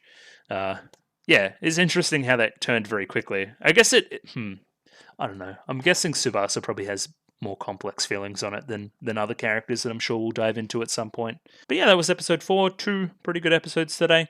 Just, getting into the season, getting into the throes of it. Couple cool plot reveals. Lots of transformation sequences, some pretty slick fight animation, and some motivations established for our villains. I think we've done a lot today. And gonna watch more. Probably not next week. Again, I'm away, so it'd make it difficult. We'll see. We'll see what happens. Either way, chill stuff. If you like the video, consider liking the video. If you like the video and you want to see more, consider subscribing to the channel. Comment below anything you thought about the episode, anything I could do to improve my presentation. Comment below. I'm doing follow for follow on Twitter, so follow me on Twitter if you'd like me to follow you back. Just interestingly enough, as I was recording, the stupid Twitter thing about the post limit, what the hell is that? That's fucking strange. Anyway, Discord. You should join Discord and vote in that poll if you feel passionately about any of the answers on it, which I'm pretty sure Symphogear people would.